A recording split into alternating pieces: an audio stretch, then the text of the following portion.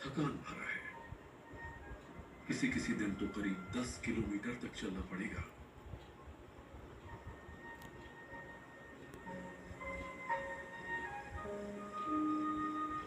सांप के काटने से मावे की हालत पहले से बदतर हो गई है। उसकी एक आंख खराब हो गई है और कई जगह से उसके बाल गिरने शुरू हो गए हैं। इतने लंबे समय की मेहनत मैं उसकी आपको शरीर नहीं झेल पाता। शेरों की पिक्चरें इसलिए दिखा रहा था कि क्योंकि मैं आपको एक सच्ची घटना का वर्णन करने जा रहा हूँ। उसकी तकलीफ के बारे में नहीं सोचा गया। शेर अपनी ताकत और शक्ति के कारण जंगल का राजा कहलाता है। मावे की शेर की दहाड़ 5 छाया मील दूर से बहुत बर्बाद भी सुनी जा सकती है। रह जाती। शेर जंगल का राजा है, लेकिन 10-90% शिकार शेरनियाँ करती हैं। लेकिन उसे मावे कहीं नहीं दिखता। शेर का शिकार देखते शेर ही शिकार को नीचे खींचने और मारने के लिए शक्तिशाली दांत और जबड़े बाल की का खाल उपयोग नीचे करता है। गिरा। शेरों का एक दुश्मन लकड़बग्घा है और शेरों का दूसरा दुश्मन है आदमी, जो मौका मिलने पर शेर का शिकार भी कर सकता है आखिर उससे दूर होता या चला गया। करते रहे हैं।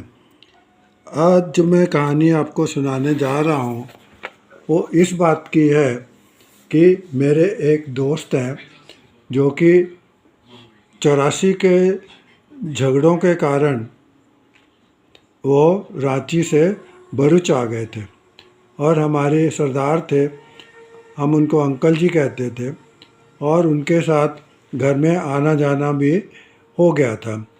इस तरह कभी कभी गप्पे मारने लगते थे। एक बार उनने एक ऐसी घटना बताई कि हमारा तो दिमाग ही खराब हो गया कि ऐसा भी हो सकता है क्या। वो बोलते कि रांची में हम रहते थे तो वो ट्रक एक चलाया करते थे और ट्रक को जंगलों के बीच में से जाना पड़ता था। एक बार क्या हुआ कि वो ट्रक में बीच में रोक दिया ट्रक और पेशाब पानी करने के लिए रुक गए। जब वहाँ रुक गए तो तब पानी आनी पी रहे थे, तो फिर उनने देखा अचानक कि एक शेर उनकी तरफ आ रहा है। अब आप सोच सकते हैं कि अगर आपने अभी तक शेर तो चिड़ियाघर में देखे होंगे और बंद है वो, इसलिए आपको कोई डर नहीं लगता होगा, लेकिन उनके तो सामने, आँखों के सामने शेर उनकी तरफ चला आ रहा था। अब वो उनके ऊपर अटैक करेगा, उनको मार देगा। एक डर तो मन में समाया हुआ था, पर क्या करते। पर हिम्मत वाले थे सरदार लोग, ऐसे हिम्मत तो करते ही हैं। तभी क्या हुआ कि वो शेर उनके पास आके खड़ा हो गया, पर उनने शेर ने उन अंकल जी को कुछ कहा नहीं और सिर्फ बार बार देखे उनके चेहरे की तरफ और फिर जिधर से आया था उस तरफ देखे। कुछ देर तो ऐसे चलता रहा, फिर तब पता लगा और अंकल जी को कि वो चाहता है कि उसके साथ साथ कहीं जाने का है। तो उनने उसकी तरफ गए और धीरे धीरे उसके पीछे पीछे चलने लगे।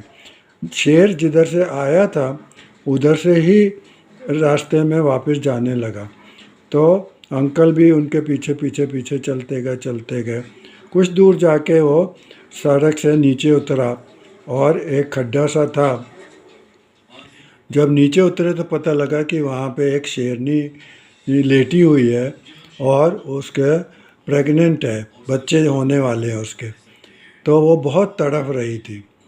तो शेर ने सरदार जी की आंखों में देखा जैसे कि कुछ करो, शेरनी को बहुत तकलीफ़ हो रही है। वो नीचे गए, उनने शेरनी के पेट पे हाथ हाथ फेरते रहे, वैसे भी शरीर पर भी हाथ फेरते रहे। काफ़ी देर तक उनके एक तरह से मालिश करते रहे या हाथ फेरते रहे। तो तब 2 बच्चे